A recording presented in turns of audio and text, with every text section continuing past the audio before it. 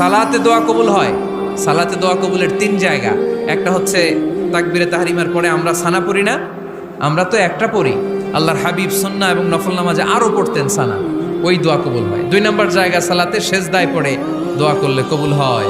আকরাবু মা ইয়াকুনুল আবদু মির রাব্বিহি ওয়া হুয়া সাজিদ ফাকসিরু ফিহি দুআ। বান্দা যখন সেজদায় লুটিয়ে পড়ে, বান্দা আল্লাহর সবচেয়ে কাছে চলে যায়।